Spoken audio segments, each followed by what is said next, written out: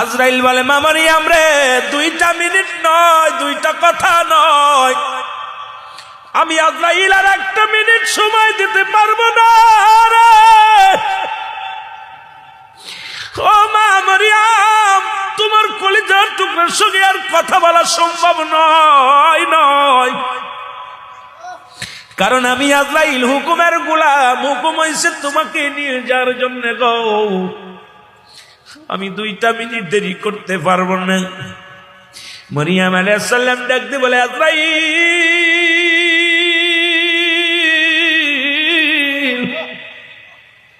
একটু অপেক্ষা কর, আমি বিদায় নিয়ে যাব, আমি তোমারে বাধা দিব না। তবে আমার কলিজার টুকরা সন্তান, মা বিনে বড় কষ্ট হবে রে। আমি সারা পৃথিবীর মধ্যে আর কেউ নাই, আমি আমার কলিজার টুকরা সন্তানের 2টা কথা বলার সুযোগ করে দাও। আজরাইল কয় মা মারিয়াম, আমার কাছে বলে লাভ নাই, কারণ আমি হুকুমের গোলাম, আমার আল্লাহর হুকুম এসে নিয়ে যাওয়ার জন্য 1টা মিনিট নয়, আমি এখনই নিয়ে যাব, তুমি প্রস্তুতি হও। মারিয়াম আলাইহিস সালাম আজরাইল, যেহেতু তুমি শুনবে না, আমি আর তোমারে বাধা দিব না, আমি প্রস্তুতি, তুমি আমারে নিয়ে যাও, আমি প্রস্তুতি, তুমি নিয়ে যাও, আমাকে চলে যেতে হবে, আমি জানি আমার দুনিয়ায় থাকার জায়গা নয়, আমি দেরি করব না, তুমি আমারে নিয়ে যাও, আমি প্রস্তুতি আছি। জোরে জোরে বলেন মারহাবা। আদম আলাইহিস সালাম জানটা বাইর করে নিয়ে গেল গো।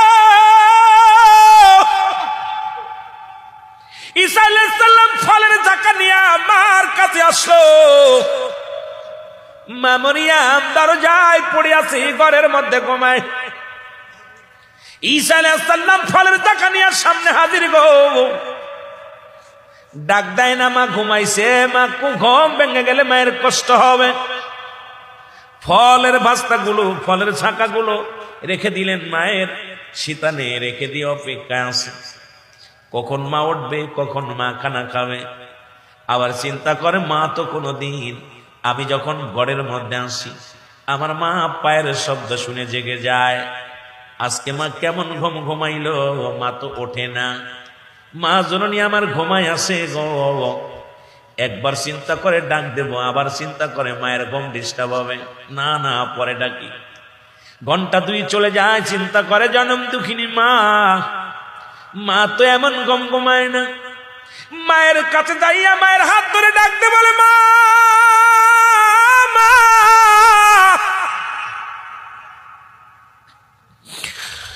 মা কোনো কথা বলে না। ঈসা আলাইহিস সালাম থেকে দুনিয়ার বুকে আর জনম দুঃখিনী মা নাই, দুনিয়া থেকে চির বিদায় হয়ে গেছে। জোরে বলো আল্লাহু আকবার।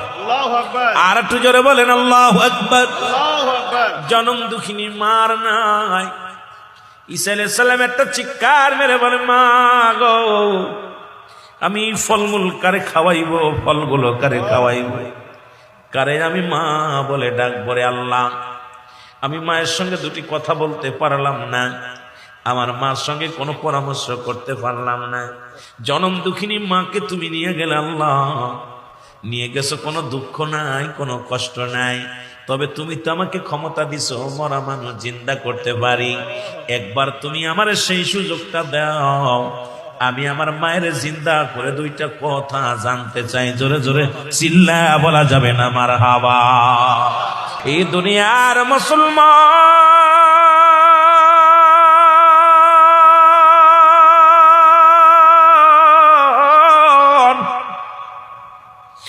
ঈসা নবী ডাকতে বলে আমার মালিক,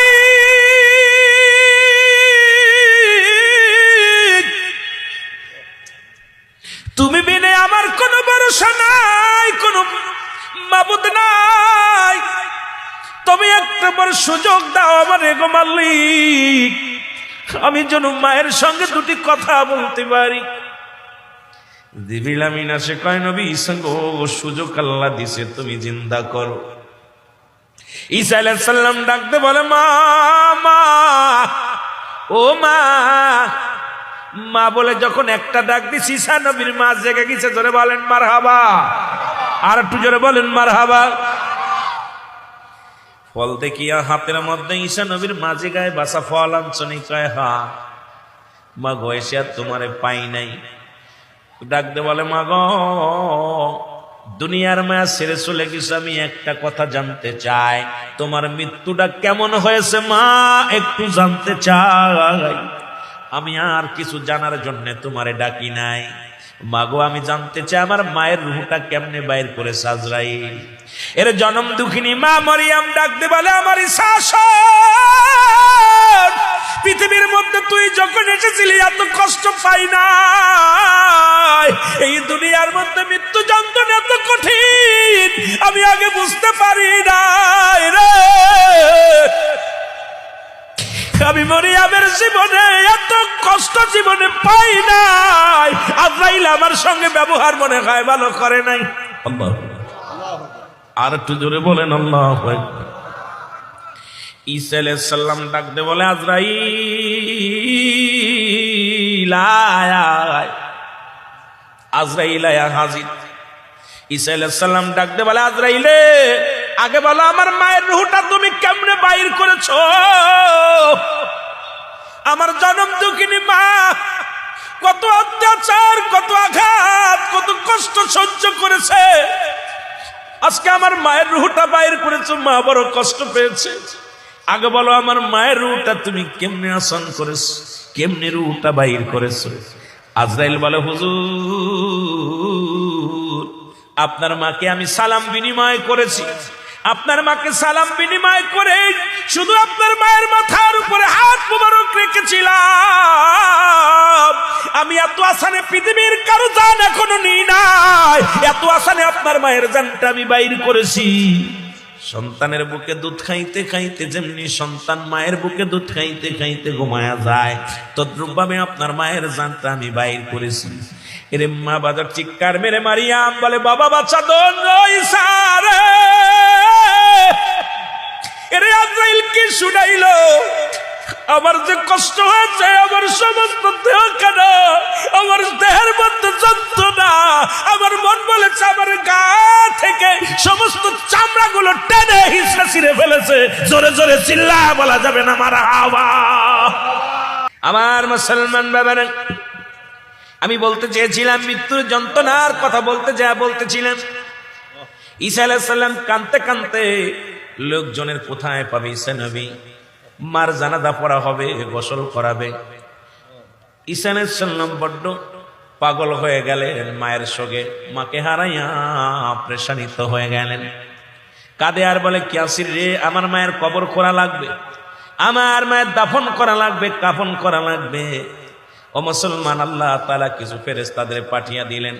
এই ফেরেশতারা কবর খুললেন, ফেরেশতারা জানাজায় শরীক হলেন। ঈসা আলাইহিস সালাম জানাজা পড়ে মায়ের কবরের পাশে দাঁড়ায়া দাফন করে দোয়া করলেন।